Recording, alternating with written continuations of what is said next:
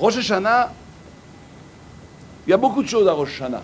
Beaucoup de gens vont parler de la tchouva, on peut parler du shofar, on va parler du shofar, mais on peut parler de Malchuyot, on rend Hashem Melech, Zichoinoit, Shofarot, etc. Mais la notion de Rosh, c'est une notion que Rosh Hashanah, c'est un moment où on revient au début, à l'origine. On revient à l'origine et il faut savoir, avant de commencer ce cours, que Rosh Hashanah inclut en vérité les 10 jours, de Rosh Hashanah jusqu'à Kippour, même d'après les kabbalistes ou d'après les chassidim jusqu'à Sukkot. Mais en tous les cas, pendant les 10 jours, c'est des journées absolument extraordinaires qui sont capables, on peut détruire une vie ou reconstruire une vie. C'est des jours d'une puissance colossale dont il faut absolument pas se méfier, Chas v'Shalom, mais se préparer. Parce que pendant ces 10 jours-là, on peut tout casser comme on peut tout reconstruire. Donc il faut vraiment prendre en considération la puissance colossale de ce jour. Si on dit Rosh Hashanah, ça veut dire qu'il y a une tête dans le Shana et qu'il y a un corps dans le Shana.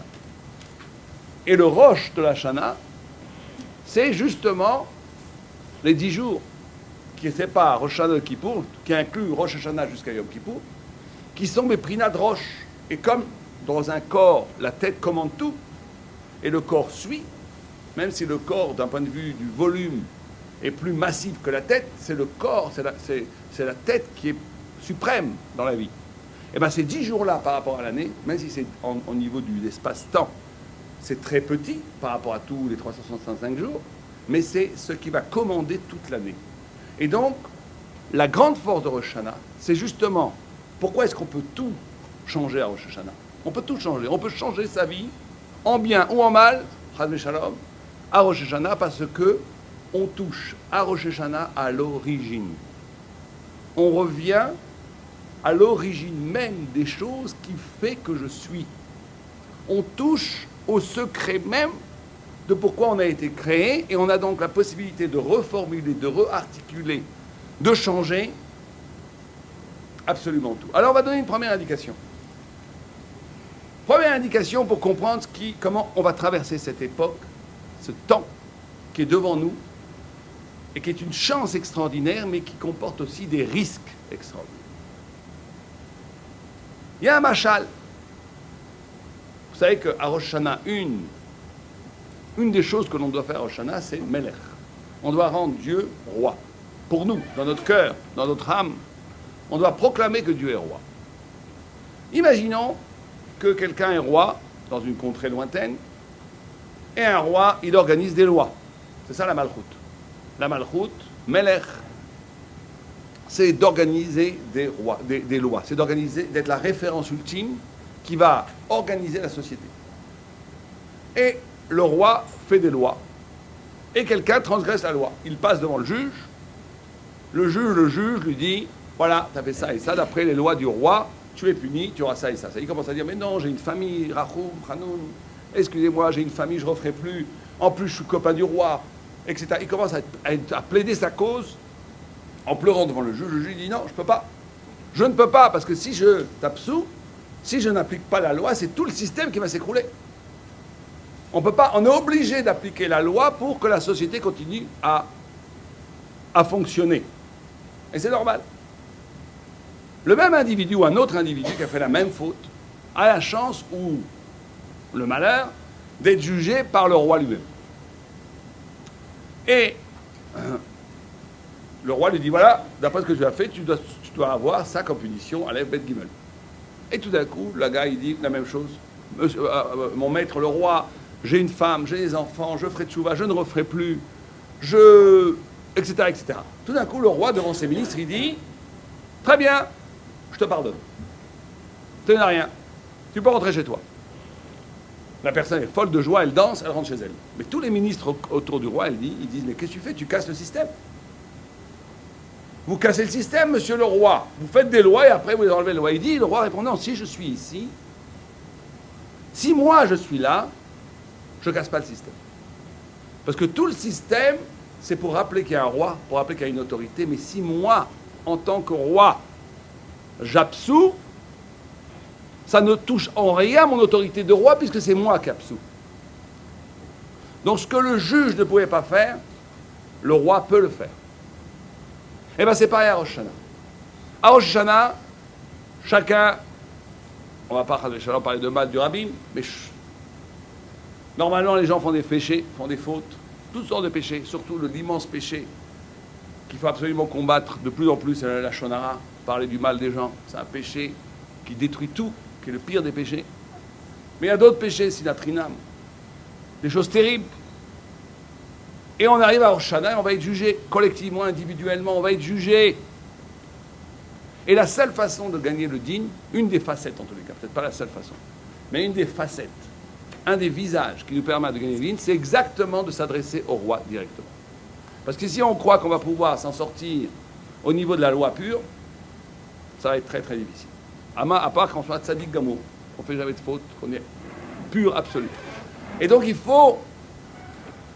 faut considérer qu'on est proche du roi. Et que la proximité avec le roi, par elle-même, est quelque chose qui nous enlève la faute. Parce que si je reconnais le roi, toute la notion, tout le système des mitzvot, tout le système de la Torah est là pour qu'on reconnaisse le roi. Mais si je reconnais le roi, si je suis proche du roi, si je suis proche d'Hachem, au moment de cette période-là, où c'est un moment où Dieu nous tend la main, où on peut être proche de lui, cette proximité en soi est un facteur de kapara. Ça enlève les fautes, ça lave. Ça lave tout. Et donc il faut, pendant cette période-là, toucher à l'infini. Mais ça veut dire que pour toucher à cet infini-là, on est obligé de sortir nous-mêmes, dans notre rapport aux autres, dans notre rapport à notre famille, dans notre rapport à tout le monde, dans notre rapport à nous-mêmes, à ce qu'on appelle le petit calcul. On est obligé de lâcher. On est obligé de pardonner. On est obligé d'aimer sans condition. On est obligé de donner. Si on a un rapport comme ça avec les autres, où je ne rentre pas dans le calcul, je ne revendique pas toujours mon petit droit, où je n'exige pas tout le temps que j'ai le droit à ça, j'ai le droit à ça, j'ai le droit à ça.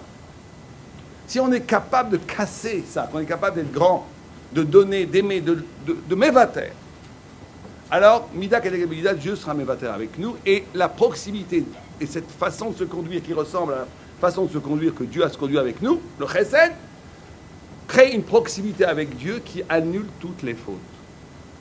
Ça, c'est la première chose à faire. Il faut comprendre que la proximité avec Dieu est en vérité la possibilité de toucher à l'infini, qui est en soi la plus grande capable. Qui est en soi la plus grande capable. Et vous savez qu'il y a cette proximité avec Dieu, elle est fondamentale. Il y a écrit, le Rambam dit que la première fois que la Vodazara est apparue, la première fois donc que le mal dans l'humanité est apparu, c'est à cause de cette faute-là, de cette faute de ne pas comprendre qu'on est proche de Dieu, que Dieu est tout proche de nous. Comment ça s'est passé? La génération d'Enoch, ils ont dit, quand il y a un roi, il faut aussi honorer ses ministres. Et ils ont commencé à dire, eh bien, on va commencer à se prosterner devant les lunes, les étoiles, qui sont les ministres de Dieu, etc., etc. Et après, le Rambam dit, ils ont oublié que Dieu était à l'origine de tout, ils ont continué à se prosterner devant ce qui était visible, les étoiles, la lune, le soleil. Mais d'après le Rambam, on voit que la faute n'était pas d'avoir oublié. La faute, elle était à l'origine. À l'origine même, on ne peut pas se prosterner devant les étoiles. Pourquoi? Pourquoi? En quoi est-ce que le raisonnement de Enoch était faux? Il dit, il y a un roi, quand je respecte un roi, eh ben je dois respecter aussi ses ministres. Donc je dois m'agenouiller devant ses ministres. Pourquoi pas? En quoi le raisonnement de la génération d'Enoch est faux? Pourquoi est-ce que je n'ai pas le droit de m'agenouiller devant le soleil comme respect par rapport à Dieu? Pourquoi c'est interdit? Quelqu'un a une idée? Comment? Oui, mais pourquoi on n'a pas le droit? Pourquoi on n'a pas le droit? Si je le fais pour honorer Dieu, je dis voilà, cette lune, elle a été créée par Dieu, donc c'est un de ses serviteurs. Vous voyez le ministre du roi maintenant. Le premier ministre du roi rentre dans votre maison. Vous n'allez pas vous lever, vous l'honorer. Vous ne l'honorez pas en tant que ministre, vous l'honorez parce qu'il est ministre du roi. Alors pourquoi est-ce que je n'honorerais pas la lune, le soleil et les étoiles? Pourquoi pas? Parce que c'est trop petit pour... Comment? Oui. Mais ça, c'est vous expliquez pourquoi ils n'étaient pas assez grands. Vous expliquez pas pourquoi est-ce que c'est pas bien de faire ça. Le danger, c'est que la lune est visible alors que Dieu, on ne le voit pas, on le perçoit dans son cœur. Donc c'est dangereux de s'attacher à quelque chose de visible parce que... Donc vous dites que vous, c'est pédagogique. Ouais. Alors que d'après le Rambam, c'est pas pédagogique, c'est essentiel. La faute est en essence. Vous avez raison dans ce que vous dites. Vous avez raison de dire qu'il y aurait un danger pédagogique, qu'on va s'attacher au visible et oublier l'invisible. C'est ce qui s'est passé. Le Rambam dit qu'après, ils ont oublié l'invisible. Oui, allez. Ça crée un écran. Pourquoi? Parce que justement, c'est ce qui est sous notre... Bon, vous tournez autour de l'idée. Ce que dit le Sforno, si je ne me trompe pas, je crois que c'est le Sforno, oui. Lui, il dit une idée extraordinaire, lumineuse, limpide, réponse. Après cette réponse, il n'y a plus de question. Il dit c'est très simple. Il reprend le machal. Imaginons que je sois... Il y a un ministre qui rentre, je me lève, bon, pas de problème. Je me prosterne devant lui, pas de problème. Imaginons que le roi est sur son trône, et je suis en train de parler au roi. Un ministre rentre dans la cour du roi, et tout d'un coup je dis au roi, attendez monsieur, et je me prosterne devant le ministre. Est-ce que je vais honorer le roi à ce moment-là? Donc qu'est-ce qu'ils ont oublié? Qu'est-ce qu'ils ont oublié? Que Dieu est devant toi tout le temps. C'est ça l'erreur. L'erreur d'Avodah Zarah, c'est qu'ils ont oublié Lo yelecha Elohim acherim al panai. Al panai, devant ma face. Ça veut dire que Dieu est toujours devant toi. Si Dieu est toujours devant toi, tu ne peux pas te prosterner devant personne, puisque Dieu est toujours devant toi. Et donc même le machal, il ne marche pas. On avait posé la question, comment ça se fait qu'on ne peut pas honorer un ministre devant, pour honorer le roi. Mais on peut honorer un ministre quand le roi n'est pas là, parce que justement, il représente le roi. Mais si le roi est devant moi, il n'y a que le roi qu'on peut honorer. On ne peut pas honorer devant le roi quelqu'un d'autre que le roi. Or, ce qu'ils ont oublié, c'est ça. C'est que le roi est toujours devant nous. C'est ça la racine même du mal. L'oubli du regard omniprésent de Dieu. Et c'est ça qui permet de faire toutes les fautes. Et donc, ce rapport à l'infini, c'est le début de la tchouva, c'est le début de la kapara, cette conscience-là, et c'est le début de la libération, le début de la Géoula. Le début de la Géoula. Vous savez que le SMAC c'est Sefer Katan HaMitzvot, Sefer HaMitzvot HaKatan, qui dit, il pose une question, il dit, où est-ce qu'il est écrit dans la Torah que je dois croire au Mashiach? Où est-ce que c'est écrit dans la Torah que je dois croire au Mashiach? Où est-ce que c'est écrit? Or, ça fait partie des Ikare Emouna. Celui qui ne croit pas au Mashiach, c'est pas simplement celui qui ne croit pas au Mashiach. Celui qui n'espère pas le Mashiach tous les jours, c'est un rachat. Comme ça dit le Rambam. Ça ne suffit pas de savoir intellectuellement que le Mashiach va venir. Il faut l'espérer tous les jours. Mais où est-ce que c'est écrit ça? Pose le SMAC comme question. Et il répond quelque chose, à première vue, on ne comprend pas. Il dit c'est écrit dans le premier commandement. Anochi Hachem, je suis Dieu, Hachem, qui t'est sorti d'Égypte. Quel rapport entre ça et ça? Je suis Dieu qui t'est sorti d'Égypte. C'est ça qui a induit que je dois croire au Mashiach. Quel rapport? Quelqu'un a une idée? Avec la suite de ce qu'on vient de dire. Proximité avec Dieu. Quel rapport? On pose la question. Où est-ce qu'il est écrit dans la Torah qu'on doit croire au Mashiach? Qu'on a l'obligation de croire au Mashiach. Et il dit c'est simple. Cette obligation-là est écrite dans le premier commandement. Anochi, Hachem, je suis Dieu qui t'est sorti d'Égypte. C'est de là qu'on sait qu'il faut croire au Mashiach. Quel rapport?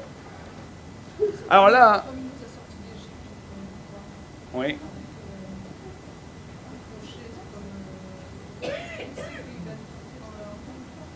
Vous dites que puisqu'il nous a déjà sortis d'Égypte, il va continuer la libération. Très bien, ça on peut le dire, c'est vrai, le SMAC dit un peu ce que vous dites. Mais il dit quelque chose d'autre qui est fondamental par rapport à notre propos. Il dit que toute relation, écoutez bien ce qu'il dit, c'est très important, très très important. Il dit que toute relation avec Dieu, par définition, est libératrice. En d'autres termes, Il n'y a pas de rapport avec Hachem qui n'apporte pas la Géoula. La révélation d'Hachem, par définition, porte en elle le fait que Dieu libère, et donc cette libération à son paroxysme, à son plus haut niveau, va libérer l'humanité entière. Il n'y a pas de révélation avec Dieu qui ne soit pas source de libération. Géoula, la Gilouï et Géoula ont la même racine, parce que le Gilouï d'Hachem amène de façon automatique, amène une libération. En d'autres termes, quelqu'un qui fait la Torah, qui fait les mitzvot, qui étudie la Torah et qui ne se sent pas heureux, qui ne se sent pas épanoui, qui ne se sent pas libéré, ça veut dire qu'il n'a pas de relation avec Dieu. Ça veut dire qu'il n'a pas il a relation avec autre chose. La religion, ce que vous voulez. Mais il n'a pas de relation avec Dieu. Parce que toute relation réelle avec Akadosh Baruch Hu, avec Hachem, est porteuse d'une immense souffle de libération et de bonheur. Par définition, ce n'est pas une option. C'est miné ou bé. Il n'y a pas de relation avec Dieu qui ne libère pas. C'est impossible. C'est pour ça que Anochi Hachem, allez-y. Comment alors cette personne va pouvoir... Ah, comment elle va trouver cette relation? On va en parler. Ça, c'est Rosh Hashanah. On va en parler. Comment arriver à ça? Pour le moment, on dit l'idée qui est très importante. Une idée référentielle. En disant, si je travaille, si je fais les mitzvot, si je vis dans la Torah et je ne me sens pas épanoui, ni heureux, ni libéré, c'est que je me suis... En vérité, je n'ai pas de rapport. J'ai rapport avec autre chose. Et on peut se fourvoyer toute sa vie. Hein. On peut se fourvoyer toute sa vie de croire qu'on a un rapport avec une spiritualité, avec Dieu, mais qu'on ne l'a pas. On l'a avec autre chose. Parce que la relation avec Dieu, avec l'infini, par définition, elle fait tomber, quand on a une relation avec Dieu, ça fait tomber toutes les autres déterministes. Il n'y a plus de déterminisme. Il n'y a plus rien d'autre. Et s'il n'y a plus rien d'autre, plus rien ne peut véritablement m'affecter, et je ne suis que dans le bonheur de la relation avec l'infini, qui est l'essence même de la simcha, de la joie, du bonheur. Et donc, si il n'y a pas ça, c'est que je n'ai pas cette relation-là. Je n'ai pas cette relation-là. Alors, vous posez la question, et vous avez raison, comment arriver à ça? Alors, comment, justement, Rosh Hashanah, c'est le moment où on a cette relation. Comment, à Rosh Hashanah jusqu'à Kippour, on peut arriver à cette relation avec Hachem qui amène le bonheur? Alors, ça passe énormément, on va voir, par le shofar, par Rosh Hashanah, par tout le travail qui va nous être demandé de faire bientôt. Vous savez qu'on dit que quand on écoute le shofar, on doit avoir une lumière sur le visage. Comme ça, c'est écrit. C'est écrit que ce qui fait gagner le din, ce qui nous arrache du Gehinom, nous arrache du din, c'est la lumière qui s'éclaire sur le visage quand on écoute le shofar. C'est un texte écrit dans un midrash, écrit noir sur blanc, que c'est la lumière qui s'éclaire sur notre visage qui nous fait gagner le din quand on écoute le shofar. Alors qu'est-ce que c'est que cette lumière? Qu'est-ce que c'est que cette lumière? Quand on écoute le shofar. Vous savez que le visage, dans la Torah, c'est le seul... Je ne sais pas ce que c'est l'aura. En français, oui, on peut appeler ça l'aura. C'est ce qu'on appelle or panim en hébreu. Or panim. Or panim, cette lumière nous fait gagner le din. Or, le visage dans la Torah, c'est quelque chose d'extraordinaire. Le visage, c'est un phénomène extraordinaire. Il y a énormément d'écrits sur le visage. Parce que normalement, l'âme est dans le ciel, le corps est sur terre, n'est pas expressif, la chair ne dit rien. Le seul lieu où la chair dit quelque chose, c'est le visage. Le visage dit tout. Moi, je connais quelqu'un, il voit le visage de quelqu'un, il peut tout lui dire. Tout. Cette personne, une fois, elle a rencontré une fille très, très religieuse, dans une ville à Strasbourg, qui avait l'air très, très froid. Au milieu de la discussion, elle a dit, tu n'es pas juive. Quoi? Et elle a commencé à pleurer, elle a dit, comment tu sais? Mon père est juif, ma mère n'est pas juive, et je trompe mon monde depuis des années. Elle n'a pas osé vouloir se convertir, je ne sais pas comment. Ça a été après, il l'a dit à personne d'ailleurs, et après il y a eu toute une histoire. Bon. Mais il voit tout. Il voit le visage, il voit qui c'est. Il voit. Parce qu'il sait voir le visage. Des gens qui savent voir le visage. Dans le visage, on voit l'âme. Parce que le visage, c'est le lieu de la jonction entre le corps et l'âme. C'est le miroir de l'âme, c'est le lieu de la jonction de l'âme et du corps, et cette jonction de l'âme et du corps est expressive. C'est ça. C'est ça. Or, justement, quand on nous dit que c'est l'éclairage du visage avec le chauffard qui fait gagner le din, qu'est-ce qu'on nous dit? Qu'est-ce qu'on nous dit? On nous dit que ce qui est capable de faire gagner le din à Rosh Hashanah, c'est quand on est capable de faire une jonction entre l'âme et le corps. C'est ça, la première chose qui nous est demandée effectivement pendant les périodes de Tchouva, c'est de vivre véritablement la spiritualité dans laquelle on croit. C'est joindre le corps à l'âme. C'est ça qui éclaire la vie. Il y a énormément de gens qui ont des idées formidables, qui ont une émouna formidable, qui croient sans aucune faille à la Torah. Mais dès qu'un pauvre y passe, il tourne la tête. C'est pas normal. Dès qu'on peut faire un peu de Lachon Hara, on fait du Lachon Hara. C'est pas normal. Il y a 2 secondes, vous dites la Torah c'est la vérité, la Torah vous dit il n'y a pas de jonction. Cette coupure entre la pensée et l'acte, entre la pensée véritable et l'acte, c'est la mort de l'esprit, c'est la mort de l'âme. Il n'y a pas de lumière. La lumière, elle vient quand je suis capable d'incarner dans ma vie ce que je sais, ce que je pense véritablement en termes spirituels. Là, une lumière vient sur le visage. Ça, c'est la jonction. Et à Rosh Hashanah, c'est ça qu'il faut faire, puisque à Rosh Hashanah, l'homme a été créé, et la création de l'homme, c'est d'insuffler l'âme dans le corps. Donc on est recréé, nous, on se redonne de la vie, on se rebâtit quand on fait exactement la même chose. Et à notre niveau, à nous, joindre le corps et l'âme, c'est d'incarner existentiellement la Torah. C'est ça qui fait qu'on est zoré de la vie. Qu'on est zoré de la vie. Parce que c'est ça la vie. La vie, c'est l'âme dans le corps. C'est comme ça qu'on va gagner le din. Et c'est la lumière, c'est ça quand on va essayer de comprendre pourquoi quand on écoute le chauffard, ça se passe. Et d'ailleurs, Shabbat fait la même chose. Vous savez que Shabbat, on ne sonne pas le chauffard, parce que Shabbat, c'est exactement ça, la Péoula de Shabbat, c'est d'unir le corps et l'âme. C'est pour ça qu'on mange beaucoup à Shabbat, car on est que Shabbat.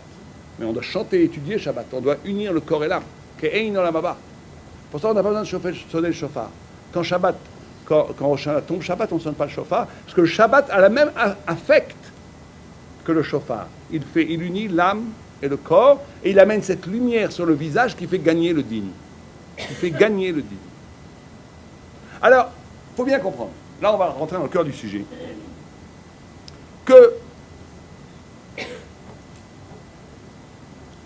Rosh Hashanah, c'est quoi Rosh Hashanah? Rosh Hashanah, c'est quoi? C'est la création de quoi? Quelqu'un sait? Tout le monde sait. De l'homme. Pas la création du monde, mais la création de l'homme. La création du monde a lieu bien avant Rosh Hashanah. Et l'homme est créé à Rosh Hashanah. L'homme est créé à Rosh Hashanah. Et donc tout notre travail pendant Rosh Hashanah, c'est de se recréer, de hitratchut, de se recréer. Or, quand l'homme a été créé, c'est un midrash qu'on ramène toujours parce que c'est un midrash tellement puissant. Et surtout à Rosh Hashanah, il faut l'amener. Dieu, avant de créer l'homme, il a convoqué les anges. Il a convoqué tous les anges. Et il a dit, est-ce qu'on va créer l'homme ou est-ce qu'on ne va pas créer l'homme? C'est la question qu'il a posée. Est-ce qu'on va créer l'homme ou est-ce qu'on ne va pas créer l'homme?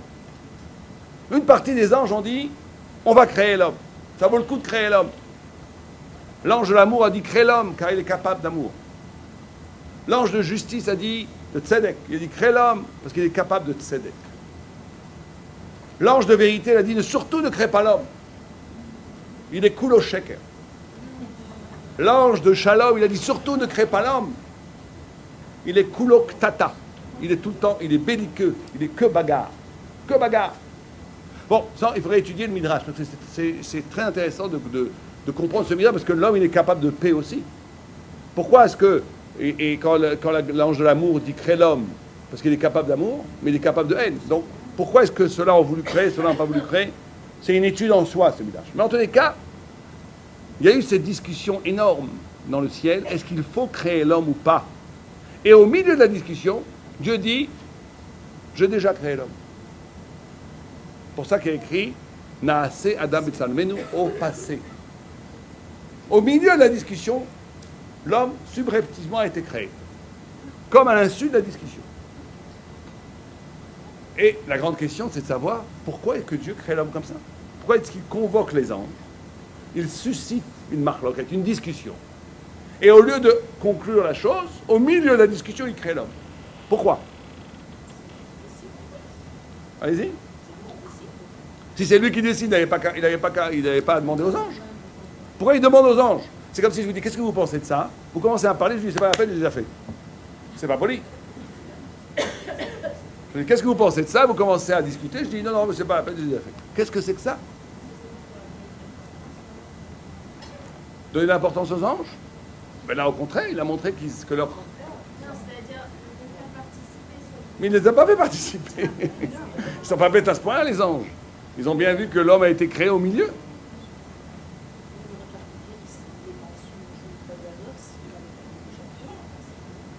Non, mais l'idée de l'homme était créée. Mais les créer. Non, madame pose une question intéressante. Elle a dit, comment est-ce qu'on pouvait parler de l'homme puisqu'il n'était pas créé? Non, il parlait du projet. Il savait ce que c'était créer un homme. De créer un homme, il savait, c'était le projet. Un, il dit, ne crée pas ce projet-là parce que, comme tu veux le créer, il va être béni que, etc. Mais pourquoi? La question, c'est pourquoi est-ce qu'il crée l'homme comme ça? Bien entendu, c'est pas une farce. Là. Le Midrash nous dit quelque chose d'essentiel. Quand une Midrash nous dit quelque chose comme ça, c'est qu'il nous apprend quelque chose. Et quand on parle de la création de l'homme, il nous apprend quelque chose de fondamental par rapport à l'essence de l'homme. Oui, allez-y. Attendez, allez-y.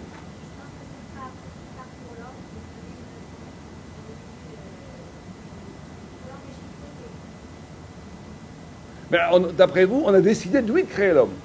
Oui, mais c'est pas ce qu'il y a écrit. Il a décidé que justement, il est écrit qu'il n'y a pas eu de décision. D'après vous, on aurait dû faire la discussion et dire, bon, mais quand même, on va quand même le créer, mais attention, tu as ce problème-là, ce problème-là. Mais c'est pas ce que dit le Midrash. Le Midrash dit qu'on a créé l'homme au milieu de la discussion. Sans que la...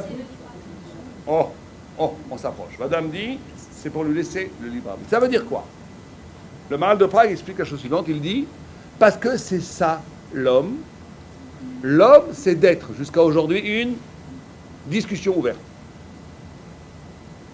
L'homme, en essence, oui, mais l'homme, en essence, est une question ouverte. S'il avait été décidé que ça valait le coup de créer l'homme, comme il a été décidé que ça valait le coup de créer les animaux, la lune, le soleil, ça vaut le coup de les créer, puisqu'ils ont été créés, donc on a décidé. Mais quelque part, on leur a complètement enlevé leur liberté, puisqu'on a décidé pour eux que ça vaut le coup qu'ils soient créés. Quand quelqu'un décide pour moi que ma vie, elle vaut le coup, quelque part c'est génial, mais quelque part, on m'a déjà enterré dans l'œuf. J'ai plus rien à faire. Je vaux le coup avant même d'être né. Donc si on dit à quelqu'un qui vaut le coup avant d'être créé, on lui a enlevé toute possibilité de devenir. Il est.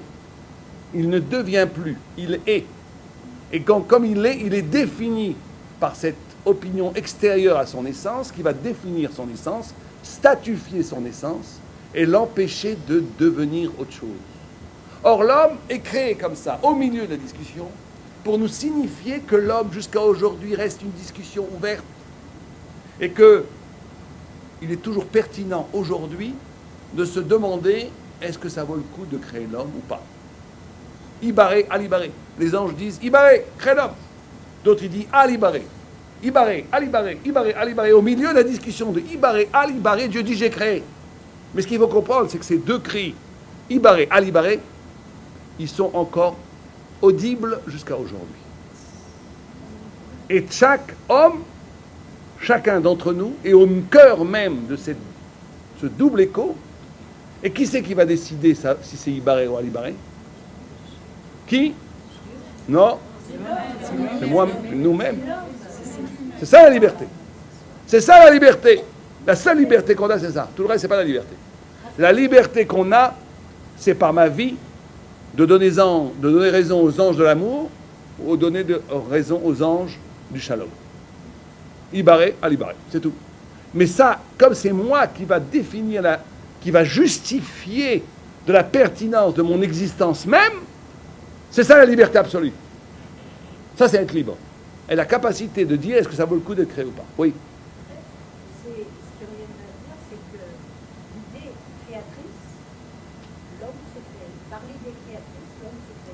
Non, je n'irai pas jusqu'à là parce que Dieu a créé l'homme.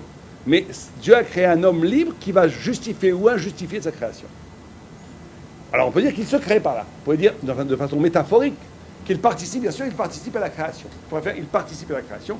Dès qu'on dit l'homme, il se crée, vous rentrez dans des pensées idolâtres, qui est que l'homme est sa propre source. À partir du moment où Dieu a pensé à une idée de créer l'homme, automatiquement l'homme a été créé. Il s'est créé par Oui, la pensée. mais c'est pas ça qu'on nous dit. Vous avez raison, mais c'est pas ça qu'on nous dit. On nous dit que l'importance de l'idée ici, c'est que l'homme est double. L'homme est double.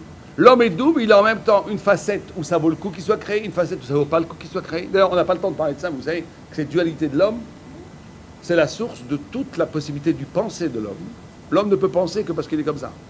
Les gens, ils croient que l'homme, il pense parce qu'il a un cerveau différent. C'est pas du tout ça. L'homme peut penser parce que structurellement, il est double. Il n'y a pas de pensée sans dualité. Et c'est pour ça, un animal ne pense pas parce que justement, on a décidé pour lui qu'il soit créé. Et cette dualité, elle est à l'origine du fait que l'homme peut questionner, peut douter. Un homme, comme il est fait d'être, ibaré, et il est fait aussi de néant, al-ibaré. Donc cette double possibilité, c'est la source même, il faudrait étayer ça, mais je vous le dis ça en passant, c'est la source même du pouvoir de penser, et c'est la source même du pouvoir, c'est pour ça qu'on peut questionner. Une question, c'est toujours, j'arrache au néant de l'être. J'essaye d'arracher à l'ombre de la lumière. Et c'est pour ça qu'un homme peut douter. C'est les deux faces. Un tzaddik, il va questionner, il ne va jamais douter. Douter, celui qui doute, c'est nul. Doute, sofek, c'est gabatria amalek. Douter, c'est zéro. Celui qui doute, c'est quelqu'un qui en vérité, il ne veut pas s'engager. Il vous dit tout le temps, peut-être c'est vrai, peut-être c'est pas vrai. Donc comme peut-être c'est vrai, peut-être c'est pas vrai, je fais rien. Donc ça reste un petit bourgeois qui fait rien de sa vie. Ah oui, peut-être pas vrai. Je suis agnostique. Les gens disent, moi je suis agnostique. C'est pire, je préfère un athée parce que celui qui dit agnostique, il dit, j'en sais rien. Celui qui dit athée, au moins il prend une position. Il dit, moi je suis athée, on va discuter. Mais agnostique, peut-être oui, peut-être non, peut-être vrai, peut-être pas vrai. Donc il fait rien. Donc il reste dans une position petit bourgeoise où il ne s'engage pas. Il ne donne pas sens à l'être. Ça c'est très mauvais.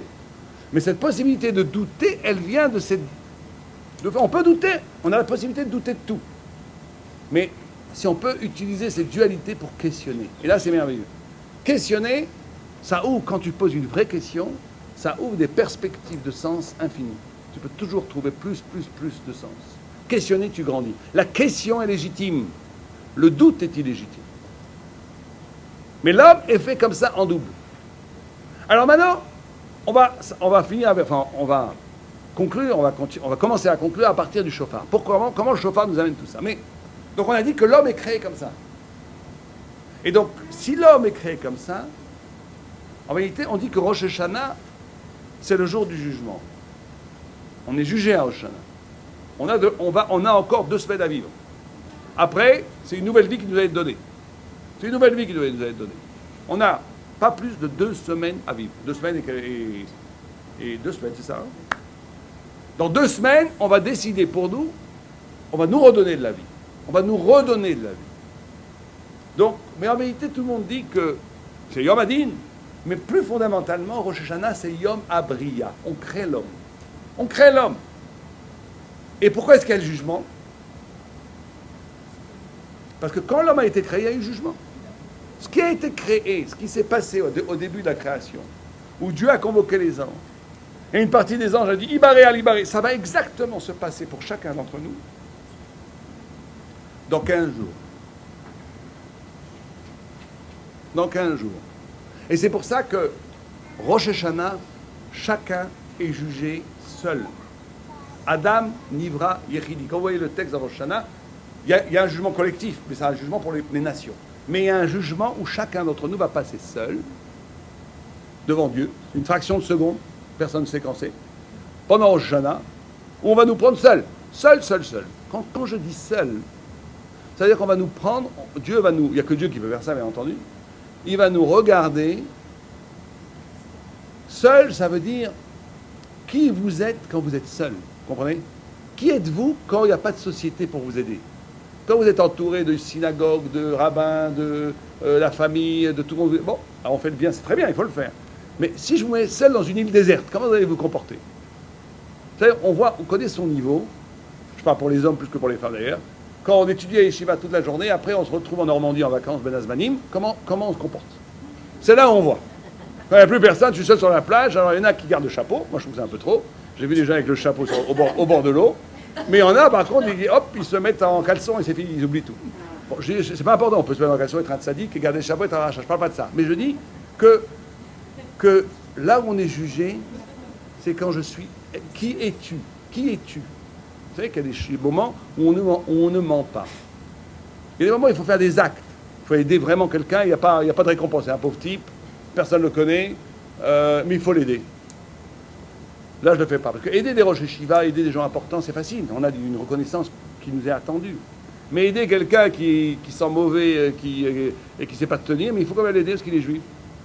Là, c'est là où on gagne du mérite. Parce qu'on est vraiment nous-mêmes là. Non, là, c'est l'âme qui sort. Or, c'est ça qui est jugé à Hoshana. Ce qui est jugé à Hoshana, c'est qui je suis véritablement, sans toute l'économie extérieure, l'organigramme autour de moi qui m'aide à être mauvais. Et même chez les rachats, c'est pareil. Ça peut être aussi du positif, ça. Quelqu'un qui est entouré que de méchants, qui devient méchant parce qu'il est entouré que de méchants, mais Dieu va être capable de voir la personne, il a été moins méchant que les autres. Donc, il a quelque part un peu de sadikout, donc il va être jugé pour le bien, etc. Ça, il n'y a que Dieu qui peut voir ça. Or, le jugement de Rosh Hashanah, c'est un jugement terrible. Parce que Dieu va nous prendre un par un seul. Et il va se poser une seule question. Kebiechol. Dieu se pose pas de question. Kebiechol. Est-ce que ça vaut le coup de créer l'homme pour ce bonhomme-là? C'est ça qu'on va traverser à Rosh Hashanah. Dieu va nous regarder dans les yeux et dit, est-ce que ça vaut le coup de créer l'univers entier? Et quand je dis l'univers, c'est en espace et en temps. Toute l'histoire de l'humanité, tout pour toi. C'est pour ça que le Rambam dit, et c'est pas du tout, le Rambam dit ça, tout le monde s'est posé beaucoup de questions, que Bishvili Nivra Olam, mais le Rambam, ça c'est un Gemara, mais le Rambam dit, et c'est aussi une Gemara, qu'il faut toujours se voir, comme si tout le monde était moitié Zakai, moitié Chaya, moitié Zakai, comment on dit en français Zakai, méritant, moitié Chaya, au contraire, déméritant, et qu'on est vraiment à la limite, et que moi-même, je suis moitié-moitié, et que si je fais une avéra, je bascule ma destinée, mais l'univers entier dans le bien, dans le mal, et que si je fais une mitzvah, je bascule moi-même et l'univers entier dans le bien. Et tout le monde pose la question au Rambam, tout le monde pose la coucher au Rambam, statistiquement, c'est pas possible. C'est impossible statistiquement. Qu'il y ait exactement le même nombre d'avéra et de mitzvot. Mais bien entendu, c'est une question qui n'est pas une question. Le Rambam ne parle pas en termes statistiques. Le Rambam, il parle en termes existentiels, en termes spirituels. On doit toujours se voir comme ça. On doit toujours faire quand je fais une mitzvah, de considérer que la mitzvah sauve le monde. Me sauve moi-même et sauve le monde. Et que on doit toujours considérer la gravité d'une avéra, que quand je fais une avéra, je détruis moi-même et je détruis le monde. On est à la limite. Et donc, l'homme porte en lui la responsabilité de l'univers entier. C'est ça l'idée. Regardez, est-ce que ça vaut le coup que je crée le monde pour toi ou pas? Qui peut passer un dîme comme ça? Qui peut dire, avoir la chutzpah de dire, oui, ça vaut le coup d'avoir créé le monde pour ma vie. Il faut être fou. Alors, comment on peut répondre? Qu'est-ce qu'on doit faire alors? Comment on peut s'en sortir? Eh bien, justement, on peut s'en sortir en disant Hachem Melech. En disant, tu m'as créé, mon Dieu, avec du Ibaré et du Alibaré. Tu m'as créé avec du bien et du mal. Je reconnais le mal que j'ai fait. Je reconnais les avérotes que j'ai faites. Je reconnais les mauvaises midotes qu'il y a en moi. Mais je reconnais aussi le bien que j'ai fait et je reconnais les bonnes midotes qu'il y a en moi. Et j'ai les deux. Et le premier mouvement, quand on dit Hachem Melech, c'est de reconnaître, d'être assez honnête pour s'accepter soi-même avec ses pans de lumière et ses pans de ténèbres. Et quand on a ces deux pans en face, qu'est-ce qu'on dit? Hachem Melech. Ça veut dire quoi? Ça veut dire quoi on dit Hachem Melech? On dit, mais Dieu, tu as créé l'homme comme ça. Tu as créé l'homme avec du Ibaré et du Alibaré. Tu as créé l'homme duel. Tu as créé l'homme avec du bien et du mal. Et c'est toi qui l'as voulu. Donc Hachem Melech, redonne-moi de la vie pour que je reconduise encore une fois cette année le combat entre le bien et le mal, qui est le lieu, qui est l'essence même de l'homme. Et là, on est Zoré du Dîme. Si on considère sa vie comme ça, si on considère sa vie pas comme une petite vie qui ne dépend que d'elle-même, mais comme une vie qui est le lieu de l'enjeu de l'univers entier, un juif doit se considérer comme ça. Parce qu'un juif, c'est pas comme un goy. Un juif, il n'est pas déterminé par l'histoire, par la société. Un juif, il a ce qu'on appelle une intrigue extraordinaire. Chaque juif porte en lui le secret de l'univers. Et donc un juif, dans sa vie, il justifie ou il injustifie la création du monde et la création de sa vie et la création de tout le monde. Alors, le petit tzaddik, c'est que lui-même. Le tzaddik moyen, c'est lui-même sa famille. Le plus grand tzaddik, c'est toute la communauté. Le grand tzaddik, c'est l'humanité entière. Il porte en lui le secret de tout le monde. C'est pour ça que quand vous voyez un tzaddik, il peut vous dire, vous avez l'impression qu'il vous révèle votre propre secret. Parce que le tzaddik, il porte le secret de tout le monde. C'est pour ça que Moshe Rabbeinu, on dit qu'il voulait se marier avec toutes les femmes d'Israël parce qu'il avait une neshama tellement grande qu'il correspondait à tout le monde. C'est pour ça on dit que les hommes étaient jaloux de Moshe Rabbeinu. La Gemara dit que les hommes étaient jaloux de Moshe Rabbeinu. C'est dingue. Pourquoi ils étaient jaloux? Parce que Moshe aurait pu rendre heureux toutes les femmes. Parce qu'il était absolu. Il avait le développement absolu de toute la neshama. Donc il était. C'est pour ça qu'on dit qu'il était l'égal de toute l'âme d'Israël. Donc plus quelqu'un est grand, plus sa vie pratique, elle devient le lieu ou l'enjeu de ce qui se passe pour tout le monde, pour les autres. Et c'est comme ça qu'on ne peut traverser le jugement que si on dit à Dieu, et c'est ça qu'il faut essayer de faire en Shana. Quand vous allez dire Hachem Melech, il faut dire quoi Hachem Melech? Que je reconnais que tu es la source de mon être, que je reconnais que tu m'as créé, et que je reconnais que cette création, elle est faite de Alibaré et de Ibaré, des deux, et je prends les deux en même temps, le bien et le mal, et je dis Hachem Melech. Ça veut dire que j'intègre mon Yatzer Hara, j'intègre mon mal dans la lutte entre le bien et le mal, et donc dans la création, donc je justifie la création. Parce que c'est ça un être créé. Dieu, il n'a pas créé un homme parfait, il a créé un homme qui est fait d'être et de néant, de Ibaré et de Alibaré, et donc je demande la reconduction pour encore un an ou plusieurs années de cette identité humaine qui est faite de doux pour pouvoir continuer le combat qui dit Hachem Melech.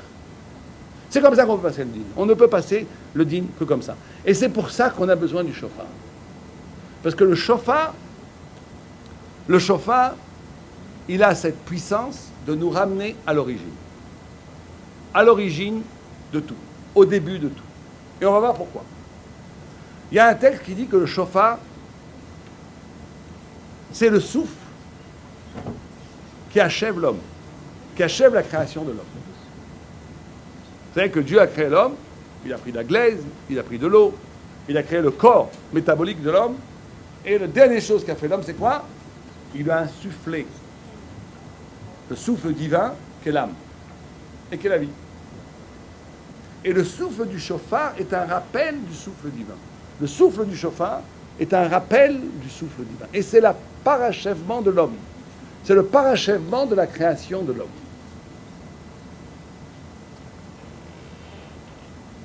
Bien. Et alors? Alors qu'est-ce que ça fait? Alors là, on va essayer de comprendre cette idée-là. Pourquoi le shofar va nous permettre de prendre conscience de tout ce dont on a parlé?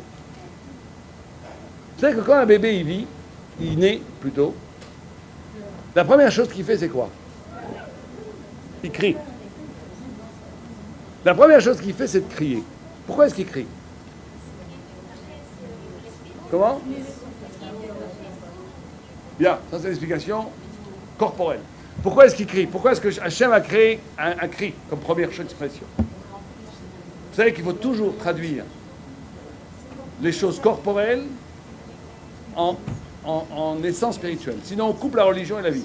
La vie, c'est comme ça, et après, la religion, c'est dans les faits. La Torah, c'est de toujours donner une explication spirituelle à manger. Pourquoi est-ce que je mange? Pourquoi est-ce qu'il faut manger?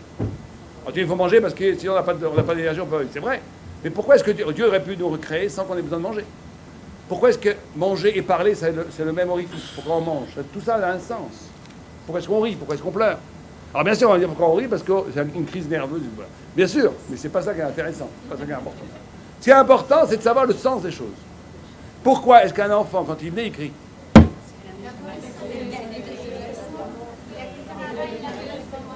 Bien, alors, on n'a pas le temps, donc on va dire ce qu'il y a écrit. Parce que le cri, Imaginons quelqu'un, un bébé qui naît avec une conscience. Il naît avec une conscience développée. Il voit, il est là, il voit un monde autour de lui. Le cri, c'est une bouée lancée à l'extérieur pour avoir un lien. Il découvre l'extériorité. À ce moment-là, il découvre l'extériorité. L'enfant, en naissant, découvre qu'il n'est pas seul, qu'il y a lui et qu'il y a autre chose. Ce cri, c'est un lien avec l'autre. C'est l'origine du lien avec l'autre. C'est ça pour ça qu'on crie. On crie, le cri du bébé, c'est une lancée. Donc la source même du lien avec l'autre, qu'est la vie. Vous savez que la vie, c'est pour ça que la vie, elle est comparée tout le temps à une source. Vivre dans la Torah, c'est d'être capable de sortir l'intime, d'exprimer ce qui est intime en moi. C'est ça, vivre. Vivre, c'est la capacité d'exprimer l'intimité la plus profonde en moi et d'en faire un lien avec le monde, de le donner au monde. C'est ça la vie. Une des définitions de la vie dans la Torah, Chaim, Maïm, Chaim, comme l'eau, elle sort du théum, elle sort des profondeurs, du tréfonds de la terre, et s'exprime en jaillissant à l'air libre. La vie, c'est d'exprimer quelque chose qui est purement intime vers l'extérieur. C'est ça la vie. Or, un bébé, c'est ce qu'il fait. Il crie, c'est la première relation avec l'autre. Mais avec un autre qu'il ne voit que comme quelque chose qu'il ne connaît pas. Mais donc, le cri est quelque chose qui est avant la parole, qui est plus fondamental que la parole. C'est la première relation. C'est la première relation à l'autre, et donc c'est la première extériorisation. Et donc c'est le début de la vie, c'est le Reshit HaChaim, c'est le début de la vie. Or ce cri-là, il est double. Cet enfant, quand il crie sa joie d'être, il exprime sa joie d'être, mais il exprime aussi la peur, la terreur d'être seul, et de l'inconnu autour de soi. Le cri, le son du shofar, ça doit être exactement ces deux choses qu'on doit entendre. On doit comme on a dit au début du cours, que tout Rosh Hashanah, c'est un retour à l'origine. C'est un retour à l'origine métaphysique de la création de l'homme, mais c'est un retour aussi existentiel de notre propre vie, de retrouver à l'essence même des choses. Or, quand j'écoute le shofar, ce que je dois écouter, c'est l'origine. Et il y a trois facettes à cette origine. Il y a la naissance, on vient de dire, qui est composée par deux facettes. La joie d'être. Vous savez que la joie dans la Torah, c'est d'être. La joie la plus fondamentale, c'est le fait d'exister. Simplement, on oublie qu'on existe. Donc on oublie d'être joyeux. Il y a un rave, j'avais entendu une fois un rave qui disait, imaginons que quelqu'un qui est condamné à mort sur un peloton d'exécution et qu'il soit gracié, tout d'un coup, il va être super content. Pourquoi il est content? Juste parce qu'il est dans la vie. Mais après, on prend un problème, hein, on oublie qu'on vit. Mais la plus grande joie, c'est d'exister, c'est d'être. C'est d'être. Et donc, pour se rappeler la joie d'être, il faut être capable d'effacer, d'enlever toutes les autres déterministes qui nous font oublier qu'on est, qu'on existe et qu'il n'y a pas plus grande joie que d'être. Ça, le shofar nous le fait entendre. Mais le shofar doit nous faire entendre une deuxième chose, qui est la terreur, l'effroi, la peur. La peur. Et donc, cette peur doit me faire lancer une bouée vers Dieu, vers l'extérieur absolu qui est Dieu. Ça, c'est la deuxième pan du shofar. Et le troisième temps du shofar, comme on l'a dit, c'est que le shofar, c'est le souffle. Et ce souffle, c'est le souffle de Dieu. Et ce souffle de Dieu, c'est l'écho de ma neshama, puisque ma neshama a été créée avec le souffle de Dieu. Et donc ces trois choses-là, c'est de revenir à l'origine.